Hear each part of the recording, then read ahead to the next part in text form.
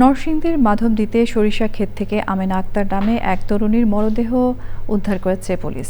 নিহতদের স্বজনরা জানিয়েছেন, বুধবার রাতে বাবার সামনে থেকে ওই তরুণীকে তুলে নিয়ে যায় বখাটেরা। সকালে তার মরদেহ পাওয়া যায়। সুমন রায়ের পাঠানো তথ্য ভিডিও চিত্রে শিহাব খান দিগন্তর রিপোর্ট। বিকাশ পেমেন্টে 10,000 টাকার বেশি অফার। শপিং চলছে তো। নরসিংদীর মাধবদীতে একটি সরিষা ক্ষেত থেকে আমেনা আক্তার নামে এক তরুণীর মরদেহ উদ্ধার করেছে পুলিশ।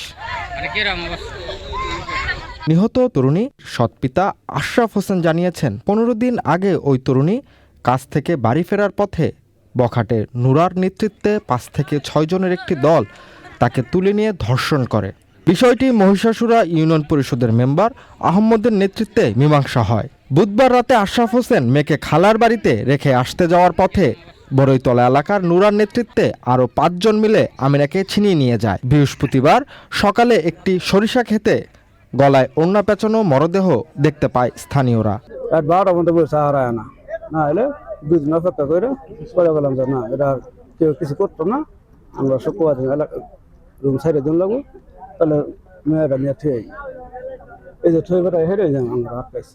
আমরা খালি আইয়া দেখছি লাশের ভরা আর বান্ধা হুট করা ওই আমরা মুখ দেখি নাই বাবা ঠাম্মাইতে মারছে এটা কইতে পারবো না।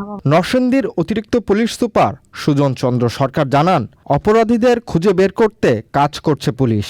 আর এই ঘটনায় আইনানুগ ব্যবস্থা নেওয়া হবে, নিয়মিত মামলা রুজু হবে এবং তদন্ত সাপেক্ষে পরবর্তীতে এখনো যেহেতু তদন্ত কার্যক্রম শুরু করতে পারি নাই, আমরা ঘটনাস্থল পরিদর্শন করেছি, এখনো বিস্তারিত জানানোর মতো কোনো তথ্য আমার কাছে নেই।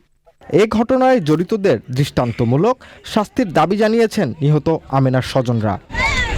শিহাব খান দিগন্ত, চ্যানেল আই।